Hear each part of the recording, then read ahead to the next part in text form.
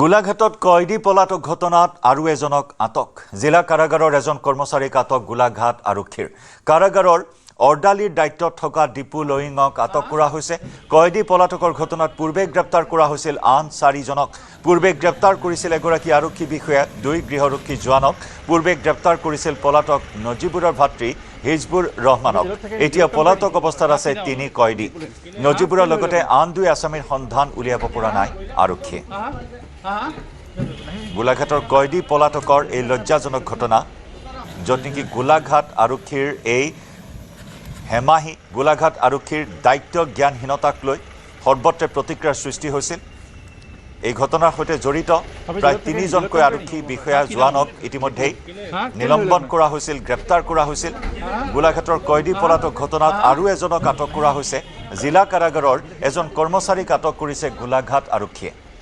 কাৰাগাৰৰ অৰ্ডালিৰ দায়িত্বত থকা দীপু লয়িঙক আটক চিচিটিভিত বন্দী হৈছিল সেই দৃশ্য আৰক্ষী টোপনিত লালকাল দি আছিল গোলাঘাট অসামৰিক চিকিৎসালয়ৰ কয়দী ৰখা কক্ষৰ পৰাই চিকিৎসকে ঘোৰ নিদ্ৰাত থকা অৱস্থাত প্ৰায় পুৱা 5:14 আৰক্ষীৰ বাইক লৈ আৰক্ষীৰ মোবাইল লৈ উধাও হৈছিল এই 3টাকৈ কয়দী যেনেকি 2023 চনত ৰাজ্য জোকাৰি যোৱা ট্ৰিপল মাৰ্ডাৰ গোলাঘাটৰ ট্ৰিপল মাৰ্ডাৰ ঘটনাৰ খলনায়ক মূল অভিযুক্ত নজিবুৰ ৰহমান সহ আন 2 কয়দীয়ে পলায়ন কৰিছিল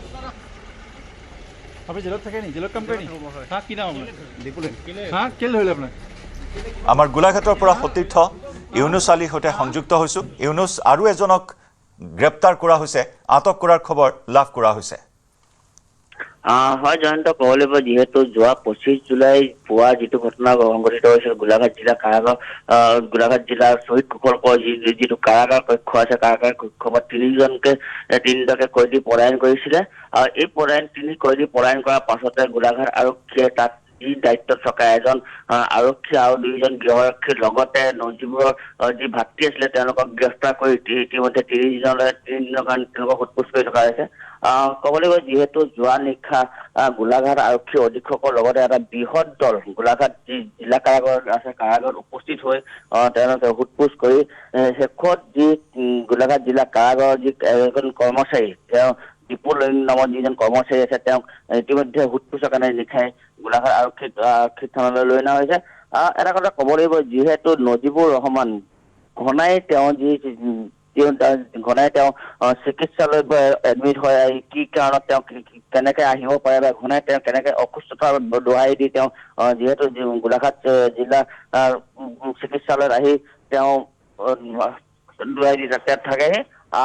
ইয়াৰ এটা কথা ক'ব লাগিব যিহেতু জিলা কাৰাগাৰখনৰ আৰু কোনোবা জড়িত আছে নেকি তাৰ সোধপোছ কৰি থকা হৈছে জয়ন্ত হয় ধন্যবাদ ইউনুছ কি নাম